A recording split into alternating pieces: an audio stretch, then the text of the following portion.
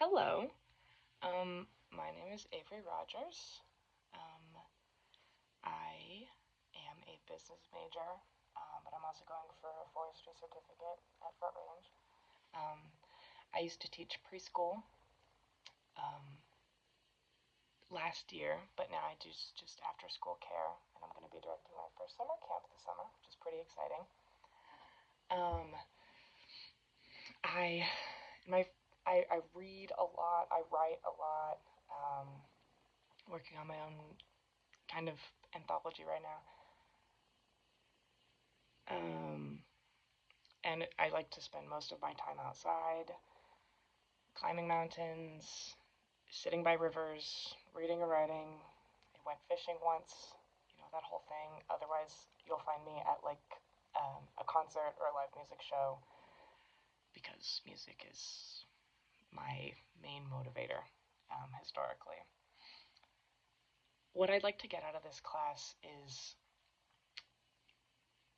to learn more about why women's structures are the way they are now, why they've historically been the way they were. It's been a while since I've taken a history class, so I'm not too knowledgeable on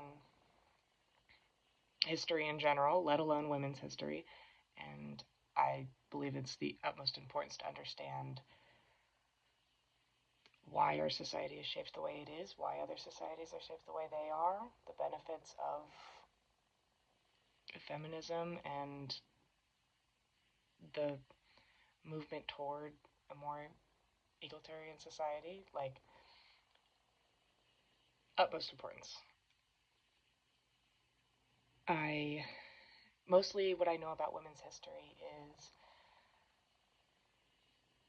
rights movements in the United States, other women, specific women throughout history who made breakthroughs scientifically or artistically, um, and not much else going into this almost clean slated. For the women in history, Americans, Helen Keller is one who immediately comes to mind, partially because some people believe she doesn't exist, so I've done a little bit of research on that. Her being an author is incredibly interesting to me. I watched a documentary on her a couple years ago. She's just, it's surreal to me, but she existed, so. And Harriet Tubman as an abolitionist and her work with the Underground Railroads and everything was memorable to me.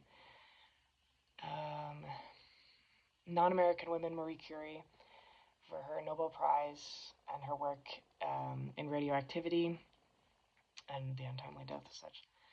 And Frida Kahlo for her art, studied in previous art classes, her being based as a surrealist.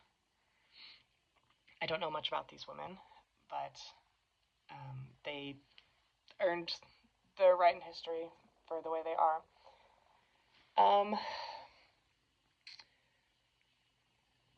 For the articles this week, the ones on matriarchy, I just had a whole discussion with my friend about these two because I found them incredibly interesting. How matriarchal societies are seen as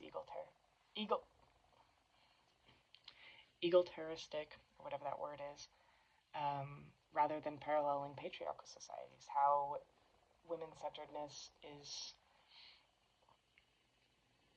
not degrading of men, but promotes more value of women in a society as opposed to not. It inherently just differs from patriarchy in the sense that it's not the same thing. Matriarchal societies are just different. They don't allow women the same benefits that patriarchal societies do men. They don't dis oh, what's the word for that? They don't include. They don't exclude. They don't exclude men from social circles and places of power matriarchal societies are just more focused on the value of what women offer on a more basic sense, and that's very interesting to me, simply because we only, I've never heard, I have never heard in all my years of a matriarchal society that has been presented as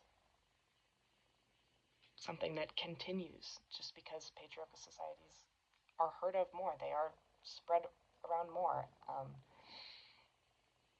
It's insane to me how that works.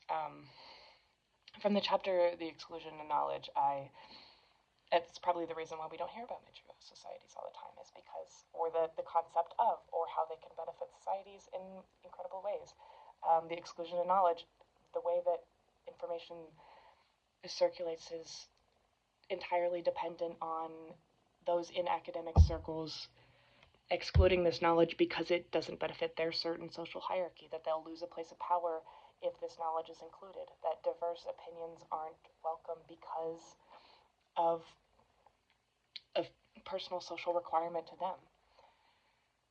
It's relevant to women's history because it's the reason we don't hear about women's journeys as much as we do men. We hear about women's histories from their voting rights on, and we are told previously that they don't hold much value, right? It's relevant to teaching because the inclusion of all the knowledge available, getting sides from every person who was at an event, is the only way to learn what the experience was, learn what it was like for different communities, right? History is written by the winner, is what people say.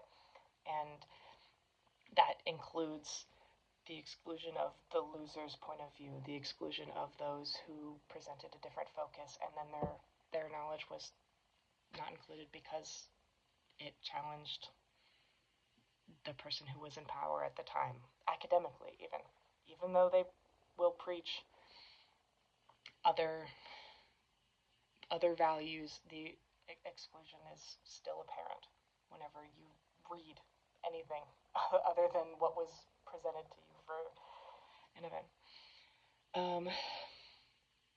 Anyways, all this is very interesting. I'm very excited about this class. It's very nice to meet you all.